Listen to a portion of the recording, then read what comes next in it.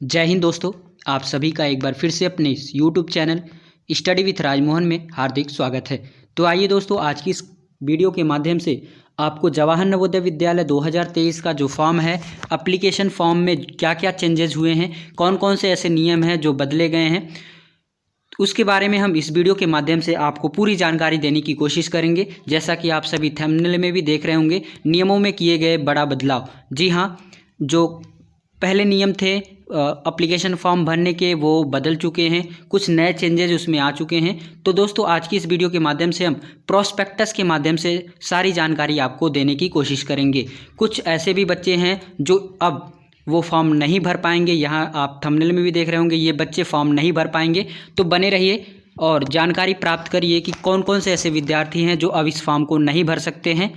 इसके लिए आपको मैं प्रोस्पेक्टस के माध्यम से सारी बातें क्लियर करूंगा। तो आइए मैं ऑफिशियल साइट से डाउनलोड की गई प्रोस्पेक्टस पर लेकर चलता हूं। बिल्कुल दोस्तों, आप देख पा रहे होंगे, ये जवाहर नवोदय विद्यालय का जो प्रोस्पेक्टस है जो जारी किया गया है वो आपकी स्क्रीन पे दिख रहा होगा। आप सभी क्लियरली इसको देखते चलेंगे और एक एक करके हम जो भी जानकारी रहेगी, इंपॉर्टेंट जानकारी रहेगी, आपको हम हाईलाइट करते चलेंगे। जैसा कि आप देख पा रहे होंगे, जवाहर नवोदय विद्यालय सिलेक्शन टेस्ट 2023 प्रोस्पेक्टस, बिल्कुल ये प्रोस्पेक्टस है। यहाँ इंट्रोडक्शन दिया गया है, यानी कि ये आपके लिए उतना इम्पोर्टेंस नहीं है। ये इंट्रोडक्शन है जवाहर नवोदय विद्यालय के बारे में, क्या क्या जवाहर नवोदय विद्यालय क्या होता है, कब इसका स्टार्ट हुआ, ये सारी बातें इसमें दी गई है। आइए धीरे धीरे स्क्रॉल करके हम नीचे जैसे जाएंगे, जो भी इम्पोर्टेंट न्यूज़ रहेगी या कह सकते हैं जो भी इम्पोर्टेंट खबर रहेगी आपको ज़रूर हम बताएंगे। आइए और नीचे चलते हैं। जैसे जैसे स्क्रॉल करके जाएंगे, यहाँ आप देख पा रहे होंगे मोस्ट इम्पॉर्टेंट थिंग ये है कि जवाहर नवोदय विद्यालय का जो पेपर होने वाला है वो कब होगा। यानी कि जो आप फॉर्म अप्लाई कर लेंगे, उसके बाद पेपर जो होगा वो सैटरडे को होगा, 29 अप्रैल को, यानी कि 29 अप्रैल 2023 को आपका एग्ज़ामिनेशन होगा। 11:30 यानी कि 11:30 से आपका पेपर स्टार्ट हो जाएगा।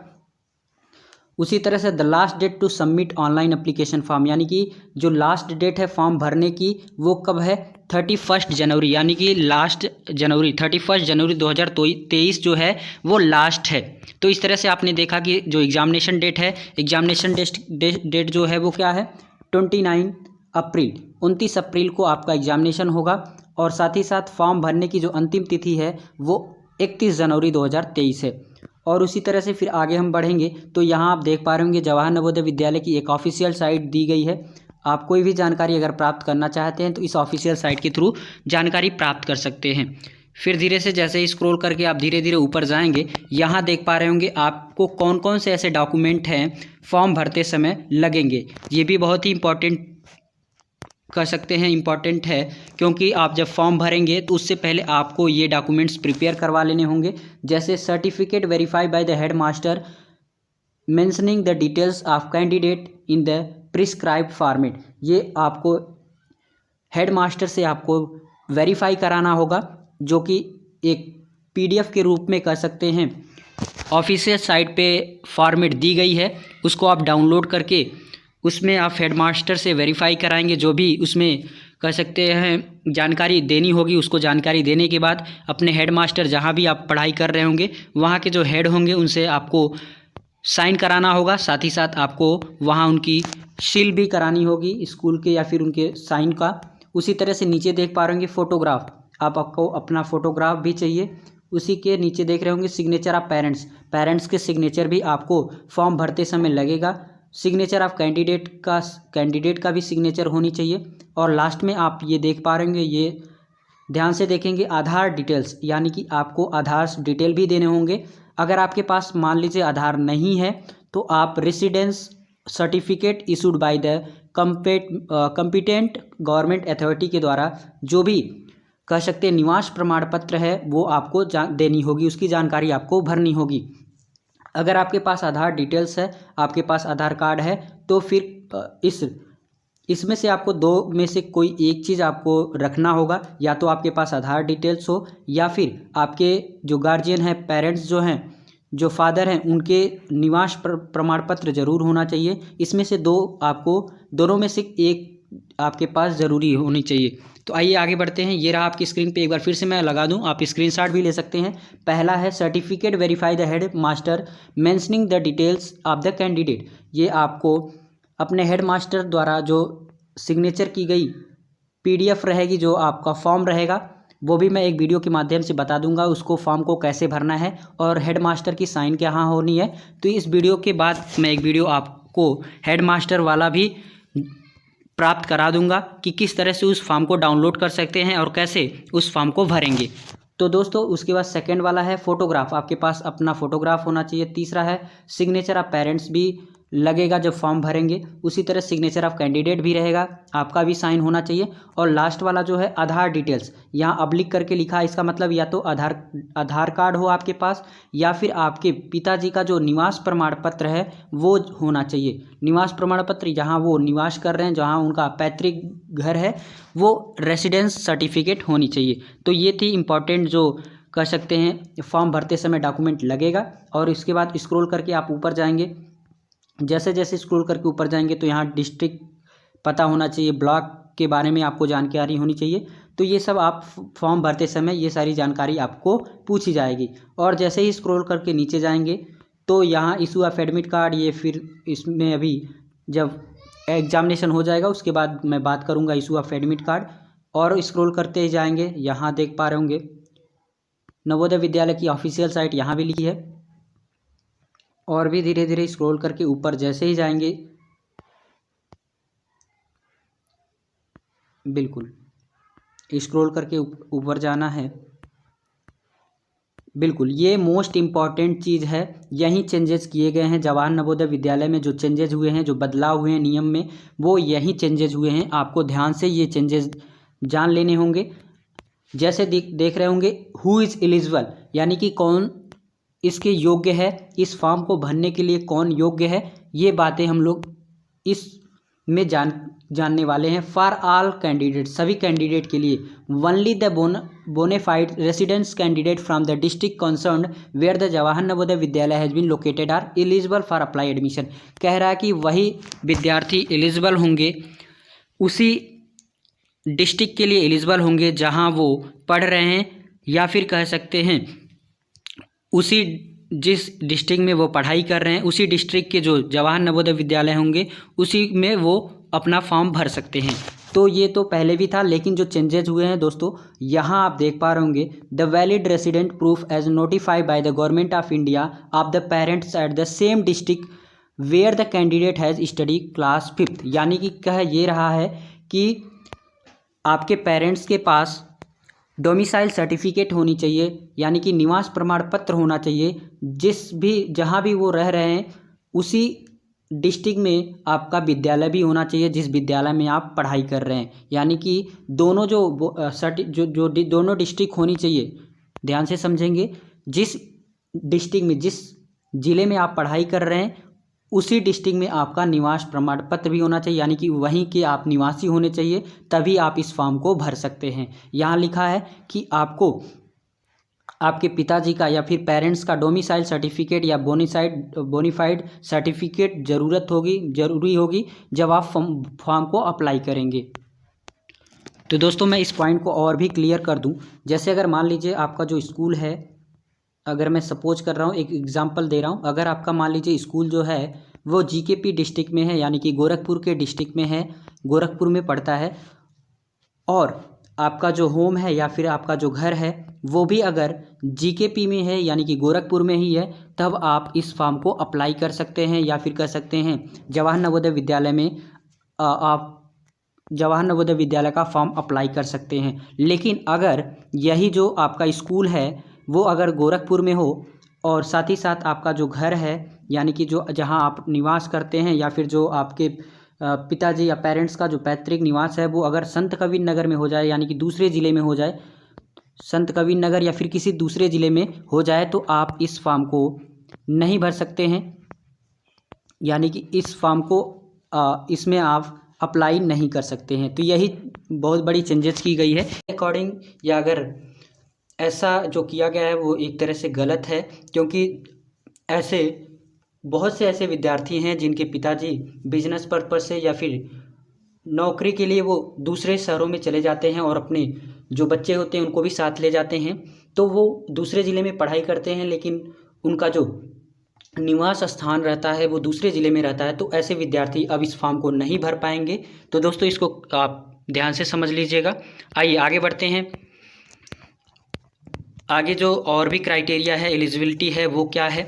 यहाँ दूसरे नंबर पे आप देख पा रहे होंगे, the candidate has been reside in the district where she या he is seeking admission in Jawahar Navodaya Vidyalaya located in the same district. यानी कि ऐसे विद्यार्थी जो जिस ज़िले में पढ़ रहे हैं उसी ज़िले के जो जवाहर नवोदय विद्यालय है उसी में वो एडमिशन ले सकते हैं। Bonafide residence certificate of the parents, bonafide residence certificate of the parents is to be submitted at the time of verification of document after the provisional selection. यानी कि जो बोनाफाइड सर्टिफिकेट आपके पेरेंट्स को देना होगा वो आपको जब आपका एडमिशन होने वाला रहेगा, यानी कि जब आपका कह सकते हैं वेरिफिकेशन होगा, डॉक्यूमेंट वेरिफिकेशन होगा, during the time of document verification उसी समय लगेगा। यानी कि आप पेपर देने के बाद जब आपका सिलेक्शन हो जाएगा जवाहर नवोदय विद्यालय में, उस दौरान जब आपके डॉक्यूमेंट्स को वेरीफाई किया जाएगा तब आपके पेरेंट्स का जो बोनाफाइड सर्टिफिकेट या कह सकते हैं निवास प्रमाण पत्र रहेगा, तब वो लेकर आपको जाना होगा। आगे है, candidate has to study in class 5th in any government recognised school located in the same district during 2022-23। यानी candidate has to study in class 5th, जो कैंडिडेट है वो 2022-23 सेशन में क्लास 5th में पढ़ रहा हो किसी भी गवर्नमेंट स्कूल से या फिर government recognised school. Government recognised school का मतलब कोई भी प्राइवेट स्कूल हो सकता है जो गवर्नमेंट द्वारा यानी मान्यता प्राप्त हो, कह सकते हैं या तो वो गवर्नमेंट स्कूल हो, सरकारी स्कूल हो, या फिर गवर्नमेंट रिकॉग्नाइज्ड स्कूल हो। गवर्नमेंट रिकॉग्नाइज का मतलब प्राइवेट स्कूल भी हो सकता है, लेकिन वो प्राइवेट स्कूल कैसा होना चाहिए, वो गवर्नमेंट द्वारा कह सकते हैं मान्यता प्राप्त होना चाहिए। तो उसमें वही विद्यार्थी भर सकता है जो क्लास 5th में 2022-23 सेशन में पढ़ रहा हो और किसी भी गवर्नमेंट स्कूल से पढ़ रहा है। उसी तरह से candidate who have passed class 5th before the session 2022-23 are not repeated candidate not allowed. कह रहा है कि कैंडिडेट, ऐसा कैंडिडेट जो क्लास 5th में पहले पढ़ चुका हो, यानी कि इस समय ना पढ़ रहा हो, वो पहले पढ़ चुका हो, 2022-23 से पहले पढ़ चुका हो, तो ऐसे विद्यार्थी को इसमें इस फॉर्म को नहीं भर सकते। ऐसे विद्यार्थी जो क्लास 5th पहले ही कंप्लीट कर चुके हो, पढ़ाई कर चुके हों, तो ऐसे विद्यार्थी इस फॉर्म को नहीं भर पाएंगे। A candidate seeking admission must have at the been born before 1/5/2011 and after 30/4/2013। यानी कि जो एज क्राइटेरिया दी गई है, ऐसे विद्यार्थी इस फॉर्म को अप्लाई कर सकते हैं जो 1/5/2011 से पहले जन्म हो और साथ ही साथ यानी कि 30/4/2013 के बाद के हो। तो ये दोनों जो बात डेट्स है वो इंक्लूसिव है, यानी कि दोनों जो डेट लिखे गए हैं उनको भी सम्मिलित किया गया है। ये डेट आप देख लेंगे, इसके अंदर अगर आपका डेट होगा तो आप इस फॉर्म को भर सकते हैं। The provisionally selected candidate has to produce a copy of the date of birth issued by the government. यानी कि अगर आपका सिलेक्शन हो जाता है जवाहर नवोदय विद्यालय में, तो उसके बाद जब डॉक्यूमेंट वेरिफिकेशन होगा तो आपके एक फ़ोटोकॉपी लगेगी बर्थ सर्टिफिकेट की, जो कि गवर्नमेंट अथॉरिटी द्वारा कंसर्न की गई होगी। तो ये बातें मैं बाद में बता दूंगा, यानी कि किस तरह से आपको कौन कौन से डॉक्यूमेंट बाद में बनवाने हैं एडमिशन के बाद, एडमिशन के समय। तो आइए मैं बात कर लेता हूँ अभी जो फॉर्म भरते समय कौन कौन से डॉक्यूमेंट लगेंगे। आप जैसे ही स्क्रॉल करके ऊपर जाएंगे, यहाँ आप देख पा रहे होंगे बिल्कुल, the candidate seeking admission to class 6 must have studied and passed class 3rd 4th and 5th। कह रहा है कि ऐसे विद्यार्थी जो क्लास 6 जवाहर नवोदय विद्यालय में एडमिशन लेना चाहते हैं, ऐसे विद्यार्थी जो क्लास 6 के जवाहर नवोदय विद्यालय में एडमिशन लेना चाहते हैं वो क्लास 3rd को पास किए होने चाहिए, क्लास 4th को भी पास होने चाहिए और क्लास 5th को भी पास किए होने चाहिए। ये नहीं कि किसी क्लास को वो लीव कर दें या छोड़ दिए हों, तो ऐसे विद्यार्थी क्लास 6 के लिए नहीं अप्लाई कर सकते हैं। साथ ही साथ वो गवर्नमेंट या फिर एडेड स्कूल या फिर रिकॉग्नाइज स्कूल से पढ़ाई किए होने चाहिए। जैसे कई विद्यार्थी पूछते हैं क्या सरकारी स्कूल से ही होना चाहिए? नहीं, प्राइवेट भी स्कूल हो सकता है, लेकिन प्राइवेट स्कूल अगर मान्यता प्राप्त रहेगा तभी आप इस फॉर्म को भर सकते हैं। जिस भी विद्यालय में पढ़ रहे हैं वो अगर मान्यता प्राप्त है तो आप इस फॉर्म को अप्लाई कर सकते हैं। इसी तरह से जैसे ही ऊपर बढ़ेंगे, यहाँ एक बहुत ही इंपॉर्टेंट चीज़ यहाँ देख पा रहे होंगे, इसको भी आप ध्यान से क्लियरली समझेंगे। No candidate is eligible to appear in the selection test for the second time, यानी कि ऐसे विद्यार्थी जो दोबारा इस फॉर्म को अप्लाई कर रहे हैं वो इस फॉर्म को अप्लाई नहीं कर सकते हैं। किसी भी सर्कमस्टेंस, किसी भी परिस्थिति में वो दोबारा इस फॉर्म को अप्लाई नहीं कर सकते हैं। ध्यान से सुनेंगे, ऐसे विद्यार्थी जो पहले इस फॉर्म को अप्लाई कर लिए हों, जवाहर नवोदय विद्यालय में वो टेस्ट दे चुके हों, तो ऐसे विद्यार्थी या फिर फॉर्म भर चुके हों तो वो दोबारा सेकेंड टाइम इस फॉर्म को नहीं भर सकते हैं। Particularly filled by the candidate in the application form will be validated if the candidate is found repeater। अगर कोई भी ऐसा विद्यार्थी जो ऐसा पाया जाता है कि वो रिपीट करके फिर से दोबारा फॉर्म भरा है, ही सी वह या वह उसका जो एडमिट कार्ड होगा वो रिजेक्ट कर दिया जाएगा, या फिर कह सकते एडमिट कार्ड रिलीज़ नहीं किया जाएगा। उनका एडमिट कार्ड क्या होगा, रिलीज़ नहीं किया गया जाएगा। इसकी जानकारी आपके जो मोबाइल नंबर है, जो रजिस्टर्ड मोबाइल नंबर है, उस पर सेंड किया जाएगा। यानी कि ऐसे विद्यार्थी जो एक बार पहले किसी भी किसी परिस्थिति में वो पहले टेस्ट दे चुके हों तो वो विद्यार्थी अब इस फॉर्म को नहीं भर सकते और वो पेपर में नहीं बैठ पाएंगे। क्यों नहीं बैठ पाएंगे, क्योंकि उनका जो एडमिट कार्ड होगा वो जारी नहीं किया जाएगा। Admit card such candidate will not be released, admit card उनका जारी नहीं किया जाएगा। आगे बढ़ते हैं।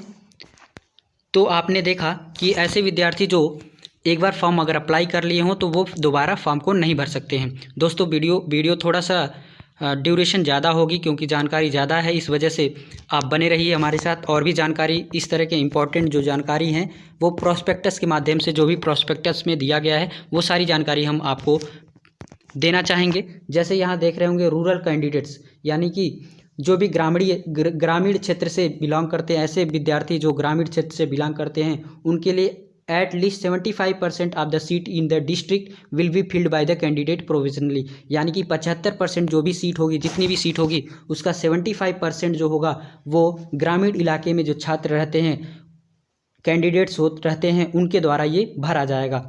यानी कि ग्रामीण इलाके मतलब उनका जो विद्यालय है जिसमें वो पढ़ रहे हैं, वो अगर ग्रामीण इलाके में है यानी कि रूरल एरिया में है तो वो ग्रामीण कोटे में फॉर्म भर सकते हैं। आगे बढ़ते हैं।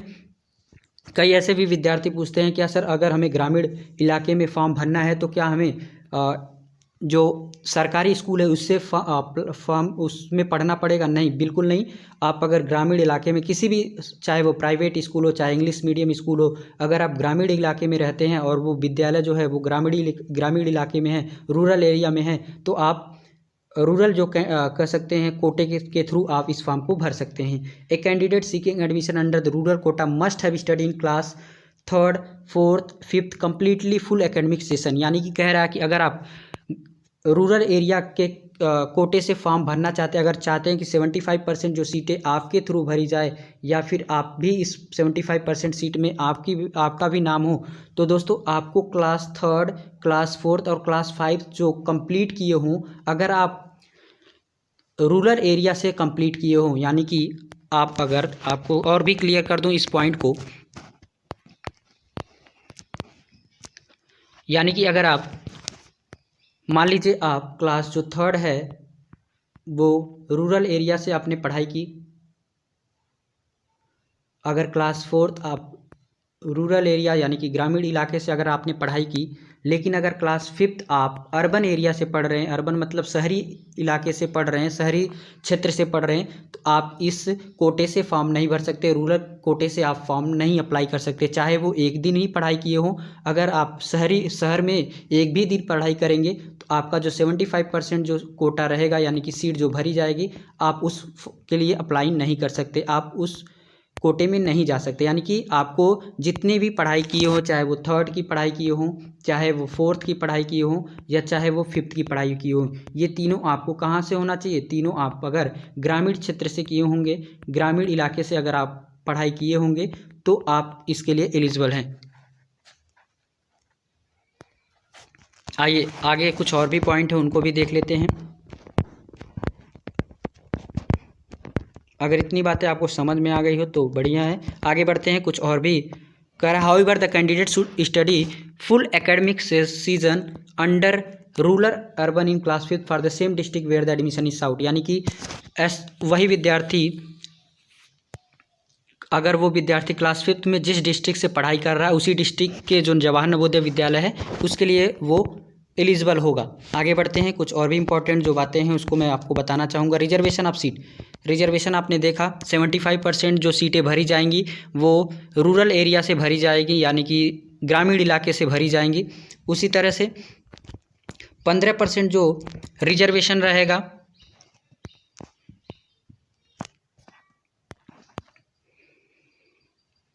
बिल्कुल, जो 15% रहेगा रिजर्वेशन एससी के लिए रहेगा, 7.5% जो एसटी के लिए रहता है, और 50% आप बोथ द कैटेगरी एससी और एसटी मिला के कितना हो जाएगा 50% दिया जाता है। उसी तरह से देखा जाए ओबीसी के लिए तो ओबीसी का 27% छूट रहता है, यानी कि कह सकते हैं रिजर्वेशन जो ओबीसी में जो भी जातियाँ आती हैं वो 27% उनका रिजर्वेशन रहता है। लेकिन कई ऐसी जाति भी होती हैं जो सेंट्रल लिस्ट में उनका ओबीसी में नहीं रहता है, तो जो भी विद्यार्थी अगर ओबीसी में है, अगर उनका सेंट्रल लिस्ट में जो जात है रहेगा तभी वो 27% का जो आरक्षण है वो पाएंगे।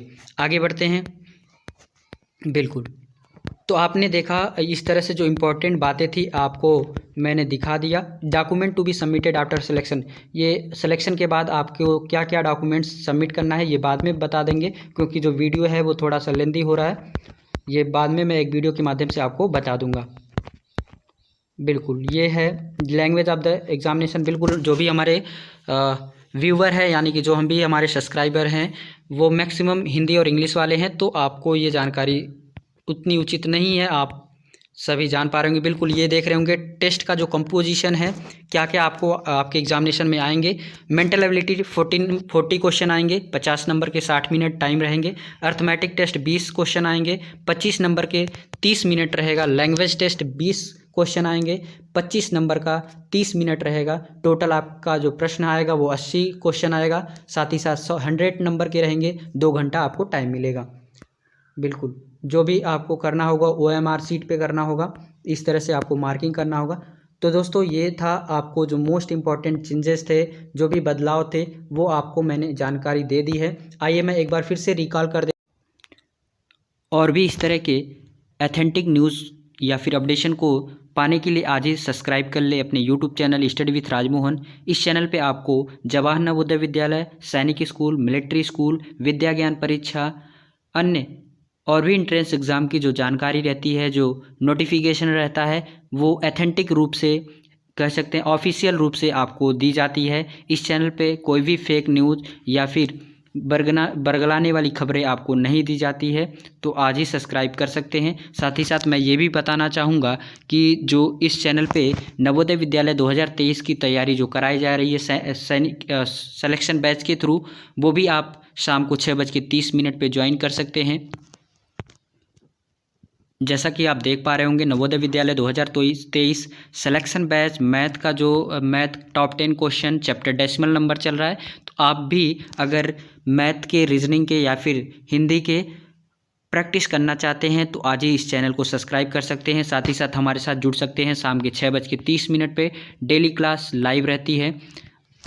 इस क्लास से आप जुड़ के अपनी तैयारी को और भी मजबूत कर सकते हैं। तो दोस्तों आज के लिए बस इतना ही। अगर आपको और भी कोई जानकारी चाहिए तो कमेंट बॉक्स में हमसे पूछ सकते हैं। साथ ही साथ नोटिफिकेशन बेल को ऑन कर सकते हैं। धन्यवाद। आज के लिए बस इतना ही दोस्तों, फिर से एक बार धन्यवाद।